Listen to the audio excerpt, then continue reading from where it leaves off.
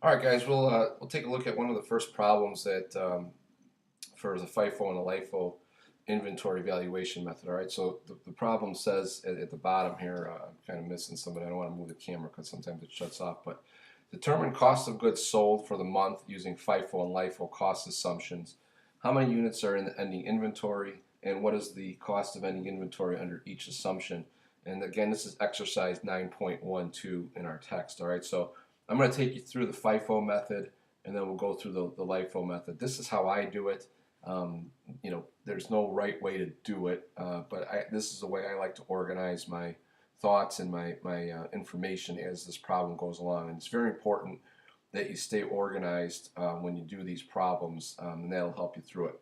So let's get started. All right. So we see that whether we're using FIFO or LIFO, the beginning inventory on May 1st is given to us at $5. So I'm going to start. I'm going to start with that information on my paper. All right, let me scooch this over here. And I'm going to start with we're using FIFO method, and my beginning inventory was 26 units at $5.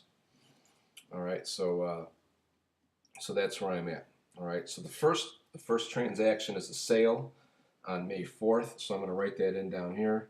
On May 4th, we had a sale of 10 units.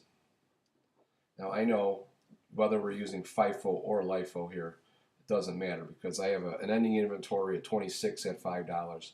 So I know that I have to take these 10 units that I'm selling, I have to take those at $5. All right, so 10 at 5, cost of goods sold is going to be $50 for that first sale on May 4th. Okay, so I know that after this I'm going to have 16 units at $5 left in my ending inventory or in my inventory. All right.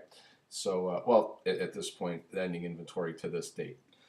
On May 12th, I purchased. All right. So I purchased inventory, and this purchase was 16 units at $4. So I'm going to go.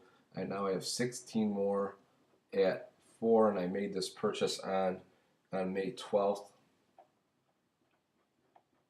So right now in my inventory I have 16 units at 5, 16 units at 4 that I bought on May 12th. This was the beginning inventory on May 1st. All right, that's a given, but you could write that in there just to make sure. All right, then the next sale that she made was on the 16th.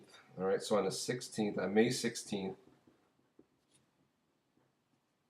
I made a sale of 6 units. All right, so 6 units. Now, this is where it becomes important to know if I'm using FIFO or LIFO. So these 6 units that I sold are going to come from the first inventory that I had. So I'm going to just make a change to now the 16 units here now is going to become 10 units at 5, but I can keep these 6 units at 5. So 6 units that I sold at $5 is going to give me a cost of goods sold of $30. Okay, so right now in my inventory, I have 10 plus 16 units left. So I have 26 total units. 10 are at 5 and 16 are at 4. Okay, good. But because I'm using first in, first out, I want to take from the first inventory that I had, not the latest or the last inventory that I had. All right, so the next one is another sale on the 21st. So on May 21st.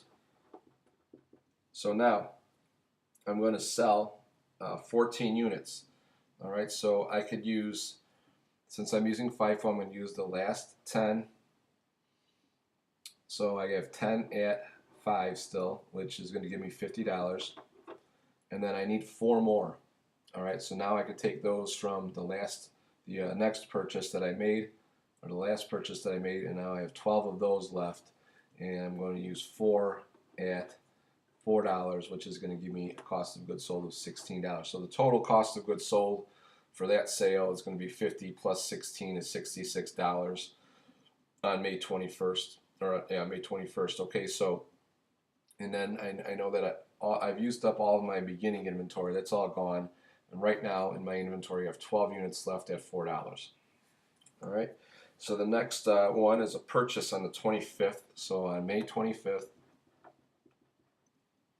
I purchased 8 at 3. All right, so 8 at 3, and that was a purchase, so I don't have to do anything with cost of goods sold.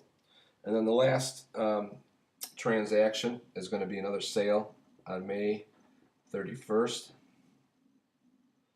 and we're going to sell 17. All right, so now I have to be careful. I have to go 12. I'm going to use up my 12 at 4 first. 12 at 4, so I get rid of all of those. And then I need another 5. 5 at 3. So 12 at 4 is going to give me $48. And the 5 at 3, of course, is going to give me $15. And I have, I used 5 of these. So I'm going to have, I'm going to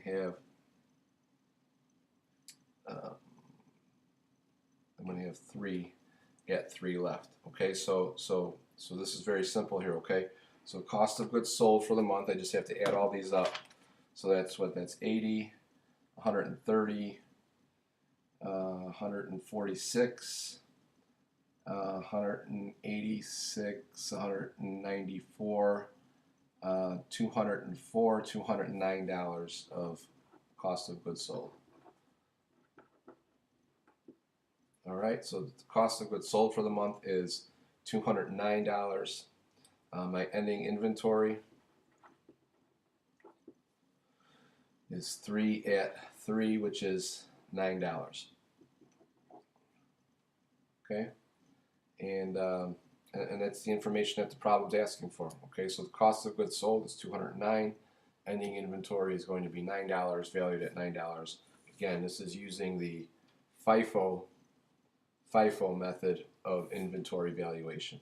All right, so again, I drew everything from the first stuff that I bought, and in the last sale I drew it from the ending inventory that I purchased. All right, so that's a FIFO problem.